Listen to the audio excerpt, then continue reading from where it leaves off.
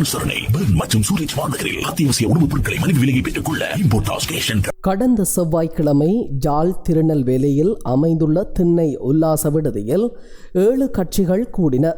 13வது திருத்தத்தை முழுமையாக அமுல்படுத்துமாறு இந்தியாவிடம் கோரிக்கை விடுப்பது அச்சந்திப்பில் நோக்கமாக இருந்தது.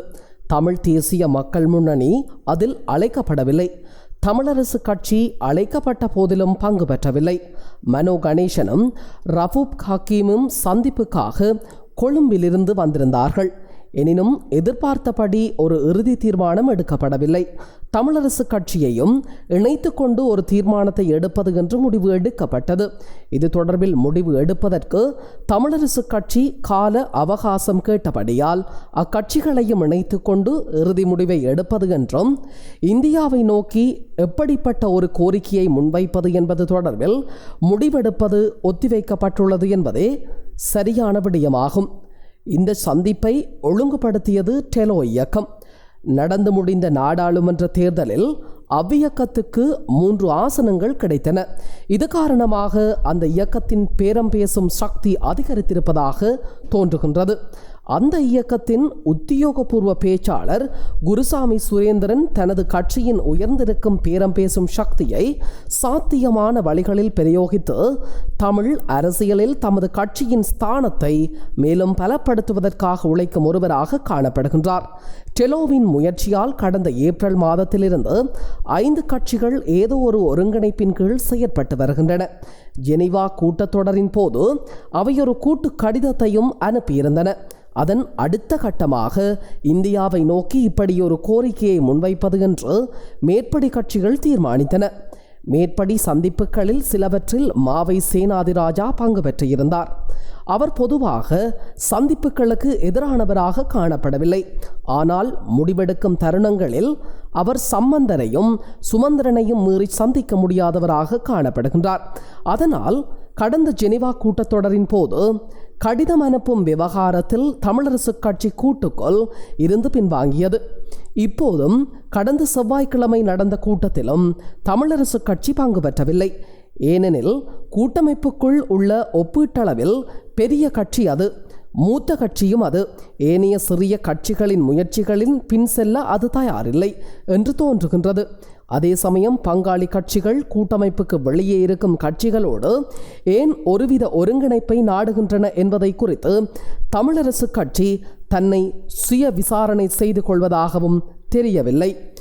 கூட்டமைப்பு இப்பொழுது இதயத்தால் ஒன்றிணைந்த ஒரு கூட்டாக இல்லை. அது தேவை கருதிய ஒரு கூட்டாகத்தான் இருக்கின்றது. அதன் தலைவரான சம்பந்தர் பௌதிக ரீதியாக நடமாட முடியாத ஒருவராக மாறிவிட்டார். நடைமுறையில் சுமந்திரன் தான் செயற்படும் தலைவராக இருக்கின்றார். கூட்டமைப்பின் செயற்படும் தலைவராக மட்டுமல்ல, தமிழரசு கட்சியின் முடிவுகளின் மீதும் செல்வாக்கு செலுத்தும் ஒருவராக சுமந்திரன் காணப்படுகின்றார்.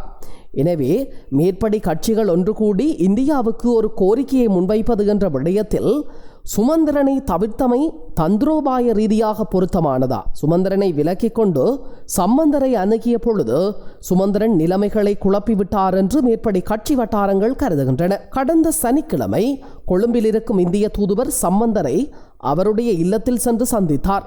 தீபாவளி பண்டிகையை ஒட்டிய ஒரு சந்திப்பு என்று கூறப்பட்ட போதிலும் கூட மேற்படி 5 கட்சிகளின் ஒருங்கிணைந்த முயற்சியை நோக்கி சம்பந்தரை தூண்டும் உள்நோக்கம் அந்த சந்திப்பில் இருந்திருக்கலாம் என்று ஊகிக்க இடமுண்டு.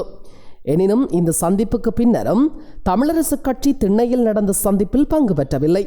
அக்கட்சி தனக்கு கால அவகாசம் தேவை என்று கேட்டிருந்தது. அதன்படி அக்கட்சியின் கருத்தையும் ஏற்றுக்கொண்டு ஒன்றிணைந்த ஒரு கோரிக்கையை முன்வைக்கலாம் என்று கடந்த செவ்வாய்க்கிழமை முடிவு எடுக்கப்பட்டிருக்கிறது. இதனிடையே இந்திய தூதுவர் மறுபடியும் கூட்டமைப்பின் நாடாளுமன்ற உறுப்பினர்களை வரும் செவ்வாய்க்கிழமை சந்திக்கின்றார். மேலும் அமெரிக்காவின் அழைப்பை ஏற்று கூட்டமைப்பு அமெரிக்கா செல்லவிருப்பதாக ஒரு தகவல் உண்டு. மேற்படி சந்திப்புகளில் தொகுக்கப்பட்ட ஒரு சித்திரத்தை ஆராய்ந்தால் மிக தெளிவான சில விடைகள் கிடைக்கின்றன. முதலாவது, கட்சிகளை ஒருங்கிணைக்கும் வேலைகளை சம்பந்தப்பட்ட கட்சிகளே செய்யுமாக இருந்தால் அதற்கு ஒரு வரையறை உண்டு. தேர்தல் நோக்கங்களை கொண்ட கட்சிகள் தங்களுக்கு இடையே ஒரு பலமான ஐக்கியத்தை ஏற்படுத்த முடியும் என்றால் அது எப்பொழுதோ ஏற்பட்டிருக்க வேண்டும். அவ்வாறான ஒரு ஐக்கியம் ஏற்படாத ஒரு பின்னணியில் தான் தமிழ் தேசிய பரப்பில் 3 தரப்புகளை காண முடிகிறது. இந்த நிலையில் கட்சிகளாக விரும்பி ஒரு கூட்டை உருவாக்கக்கூடிய வாய்ப்புகள் பெருமளவு குறைவு என்பதே கடந்த 12 ஆண்டுகால அனுபவமாகும். மாறாக தேர்தல் உள்நோக்கமில்லாத பல்கலைக்கழக மாணவர்கள் அல்லது சிவில் சமூக செயற்பாட்டாளர்கள் முயன்றால் அவ்வாறான ஒருங்கிணைப்பு வேலைகளை செய்யலாம் என்பதும் கடந்த ஆண்டுகளில் வெற்றிகரமாக நிரூபிக்கப்பட்டிருக்கிறது. இது முதலாவது. இரண்டாவது விடயம், இந்தியாவை நோக்கி பொது கோரிக்கையை எந்த அடிப்படையில் முன்வைப்பது என்பது 13வது திருத்தத்தை இனப்பிரச்சினைக்கு தீர்வாக முன்வைப்பதா அல்லது இந்தியாவை இனப்பிரச்சினைக்குள் மீண்டும் தலையிட வைக்கும் ஓர் ஊக்கியாக பயன்படுத்துவதா? மேற்படி கட்சிகளில் பெரும்பாலானவை 13வது திருத்தத்தை ஒரு இறுதி தீர்வாக ஏற்றுக்கொள்ளவில்லை. கடந்த 12 ஆண்டு காலப்பகுதிக்குள், மிக குறிப்பாக 2015க்கும் 18க்கும் இடைப்பட்ட காலப்பகுதிக்குள் ஈழத்தமிழர்கள் ஒப்பீட்டளவில் அதிகளவு தீர்வு முன்மொழிவுகளை முன்வைத்திருக்கிறார்கள். மேற்சொன்ன கட்சிகள் யாவும் தாங்கள் சார்ந்த கூட்டுகளுக்கூடாக அல்லது தமிழ் மக்கள் பேரவை கூடாக அல்லது வடமாகாண சபை கூடாக அவ்வாறான முன்மொழிவுகளை முன்வைத்திருக்கின்றன. அந்த முன்மொழிவுகள் யாவும் 13ஐ கடந்து வருகின்றன. அவற்றில் பெரும்பாலானவை ஒற்றையாட்சி கூட்டமைப்புக்கு வெளியே இருக்கும், ஒற்றையாட்சி கட்டமைப்புக்கு வெளியே வரும் கூட்டாட்சி முன்மொழிவுகளாகும். எனவே மேற்கண்ட கட்சிகள் 13ஐ ஒரு இறுதி ஏற்பாடாக ஏற்றுக்கொள்ளவில்லை. ஆயின் இந்தியாவை இனப்பிரச்சினைக்கு தலையிட கோரும் ஒரு ஊக்கியாகத்தான் மேற்படி கோரிக்கை முன்வைக்கப்படுகிறதா? அப்படியென்றால் அது மிகவும் ஒரு ஆழமான ஒரு விடயம். இனப்பிரச்சினையில் இந்தியாவை மீண்டும் தலையிட வைப்பது அல்லது இந்தியாவை அரவணைப்பது மூலம் தமிழ் மக்களின் பேரம் பேசும் சக்தியை அதிகப்படுத்துவது போன்ற அனைத்துமே நீண்டகால நோக்கில் தமிழ் மக்களின் வெளியுறவு கொள்கை சார்ந்த விவகாரங்களாகும். இது தொடர்பில் கட்சி நிலைப்பாடுகளுக்கு அப்பால் முழு தமிழ் தரப்பும் ஒருமித்த ஒரு பொது கொள்கைக்கு, பொது அணுகுமுறைக்கு போக வேண்டும். ஆனால் 13வது திருத்தம் தொடர்பில் தமிழ் கட்சிகள் மத்தியில் ஒத்த கருத்து கிடையாது. அதே சமயம் இந்தியாவின் பிராந்திய நலன்களை, குறிப்பாக புவிசார் நலன்களை பாதுகாக்க வேண்டும் என்ற விடயத்தில் எல்லா தமிழ் கட்சிகளும் ஏறக்குறைய ஒரே நிலைப்பாட்டில் உள்ளன என்பதனை இங்கே சுட்டி காட்ட வேண்டும். பொதுவாக கடும் போக்காளர்கள் என்று கருதப்படும் தமிழ் தேசிய மக்கள் முன்னணியினானது இந்த விடயத்தை மிக தெளிவாக வெளிப்படுத்தி இருக்கிறது. இந்திய இலங்கை உடன்படிக்கையை அக்கட்சி ஏற்றுக்கொள்ளுகின்றது. ஆனால் 13வது திருத்தத்தை அந்த கட்சி முற்றுமுழுதாக ஏற்றுக்கொள்ளவில்லை. இந்தியாவின் பிராந்திய நலன்களை பாதுகாக்கும் விடயத்தில் அக்கட்சியானது இந்தியாவோடு ஒத்துழைக்கும் என்பதனை அக்கட்சியின் தலைவர் அழுத்தமாக கூறி வருகிறார். ஆனால் இந்தியாவின் பிராந்திய நலன்களை பாதுகாப்பதற்காக ஒற்றையாட்சிக்கு உட்பட்ட 13வது திருத்தத்தை ஏற்றுக்கொள்ள முடியாது என்பதையும் அக்கட்சி தெளிவாக தெரிவித்துவிட்டது. தமிழரசு கட்சி 13வது திருத்தத்தை கடந்து சென்று 13+ குறித்து பேசிய ஒரு கட்சியாகும். அக்கட்சியானது தனது வெளியுறவு கொள்கை இதுதான் என்பதனை தெளிவாக வரையறுத்து கூறாவிட்டாலும் அதன் பல தசாப்த கால நடவடிக்கைகளை தொகுத்து பார்த்தால் அது இந்தியாவின் பிராந்திய நலன்களுக்கு பாதகமாக சிந்திக்கும் ஒரு கட்சி அல்ல. மற்றையது விக்னேஸ்வரனின் தமிழ் மக்கள் தேசிய கூட்டணி. இக்கூட்டணி திண்ணை சந்திப்பில் பங்கு பெற்றியது. இக்கூட்டணிக்குள் காணப்படும் பங்காளி கட்சிகள் இந்தியாவின் பிராந்திய நலன்களை பாதுகாப்பவை, அத்துடன் இந்திய தலையீட்டை வரவேற்பவை. எனவே தொகுத்து பார்த்தால் ஒரு விடயம் தெளிவாக தெரிகின்றது. தமிழ் பரப்பில் தமிழ் தேசிய நிலைப்பாட்டை கொண்ட கட்சிகளில் பெரும்பாலானவை இந்தியாவின் புவிசார் அரசியல் நலன்களுக்கு ஆதரவாகவே காணப்படுகின்றன. ஆனால் இந்தியாவின் புவிசார் அரசியல் நலன்களுக்காக 13வது திருத்தத்தை ஒரு உச்சமான தீர்வாக ஏற்றுக்கொள்வதில் தான் கட்சிகளுக்கிடையே கருத்து பேதங்கள் உண்டு.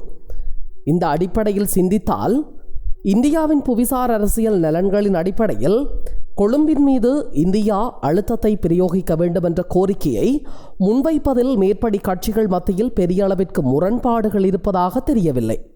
ஆனால் அவ்வாறு இந்தியாவை அழுத்தம் பிரயோகிக்க வைக்கத்தக்க ஒரு கோரிக்கையானது 13ஐ அடிப்படையாக கொண்டிருக்க வேண்டுமா இல்லையா என்பதில் தான் கட்சிகளுக்கிடையே வேறுபட்ட கருத்துக்கள் உண்டு.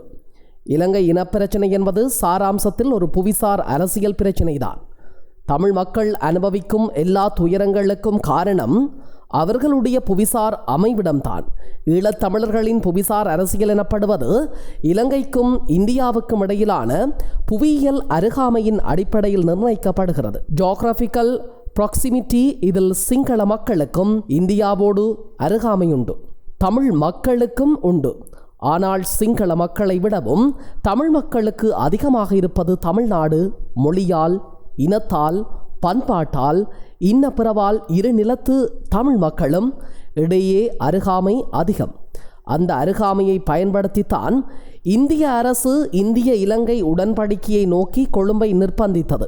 அதே அருகாமையை தமிழ் மக்களும் புத்திசாலித்தனமாக பயன்படுத்த வேண்டும். ஏனென்றால் சிறிய தேசிய இனங்களின் இனப்பிரச்சினைக்கான தீர்வு எனப்படுவது அருகிலிருக்கும் பேரரசுகளால் தான் அதிகம் தீர்மானிக்கப்படுகிறது என்பது ஒரு வரலாற்று அனுபவமாகும்.